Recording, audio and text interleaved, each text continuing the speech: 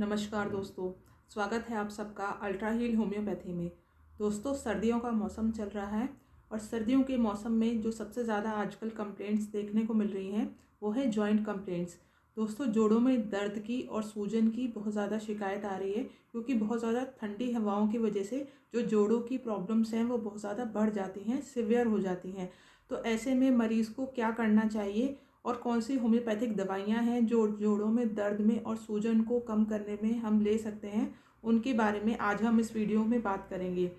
तो दोस्तों, अगर जोड़ों में दर्द है तो सबसे पहले मरीज़ को ये करना चाहिए कि उसको जिस जोड़ में दर्द है और वो जोड़ में सूजन है, उस जोड़ को आपको कवर करना चाहिए और ज़्यादा से ज़्यादा आप उस पार्ट की सिकाई करिए, जोड़ की सिकाई करिए।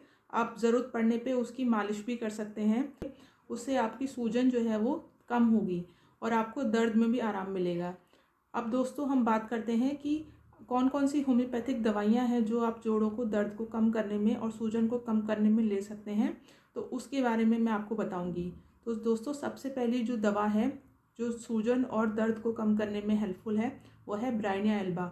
दोस्तों, ब्राइनिया एल्बा बहुत अच्छी दवा है जो कि सर्दियों में अगर आपको सूजन है और जोड़ों में दर्द है तो आप उसको ले सकते हैं। तो ब्राइनिया एल्बा को दोस्तों आप उन कंडीशंस में ले सकते हैं जिसमें दर्द बहुत ज़्यादा है और थोड़ा सा भी अगर वो जोड़ को मूवमेंट करता है मरीज़ तो उसको दर्द बहुत ज़्यादा बढ़ जाता है, तो उसको रेस्ट से आराम है और सूजन उसको बहुत ज़्यादा है और सिकाई करने से उसको सूजन में आराम मिलता है।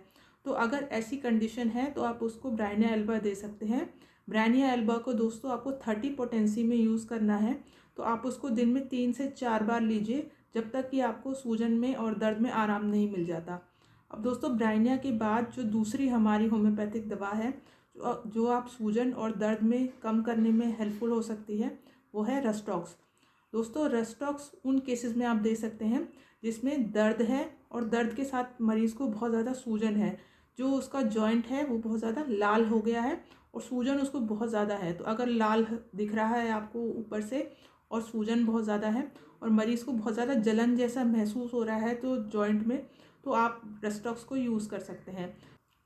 तो दोस्तों, रस्टॉक्स को भी आप 30 पोटेंसी में यूज़ कर सकते हैं। इसको भी आप सुबह दोपहर शाम लीजिए जब तक कि आपको दर्द में आराम नहीं हो जाता। दोस्तों, रस्टॉक्स के बाद जो तीसरी होम्योपैथी की दवा है जो कि जोड़ों के दर्द और सूजन को कम करने में हेल्पफुल है वो है एपिस मेलिफिका। दोस्तों, एपिस मेलिफिका हम उन केसेस में यूज़ कर सकते हैं जिसमें मरीज़ को बहुत ज़्यादा दर्द है और सूजन जो बहुत ज़्यादा है। सूजन इतनी ज़्यादा है कि जो जॉइंट है वो डबल हो गया है, डबल साइज़ में दिख रहा है, बहुत ज़्यादा सूज गया है और पेशेंट को बहुत ज़्यादा जलन महसूस हो रही है जॉइंट में और उसको सिकाई से आराम ना मिलकर उसको ठंडा कोल्ड एप्लीकेशन से रिलीफ है। तो उन केसेस में हम एपिस मेलिफिका को यूज़ कर सकते हैं। इससे ना केवल जॉइंट की पेन में रिलीफ मिलता है बल्कि स्वेलिंग जो है वो भी कम होती है। तो दोस्तों, होम्योपैथी की ये कुछ एक्यूट मेडिसिन्स हैं जो कि दर्द को और सूजन को कम करने में बहुत ज़्यादा हेल्पफुल होती हैं। अब दोस्तों, ये मेडिसिन्स के साथ साथ कुछ और मेडिसिन्स भी हैं जो कि हम कॉन्स्टिट्यूशनल होम्योपैथिक मेडिसिन्स जो बोलते हैं, जो कि हम मरीज़ को देते हैं ताकि जो उसकी कोल्ड से टेंडेंसी है जॉइंट में सूजन की वो ख़त्म हो सके।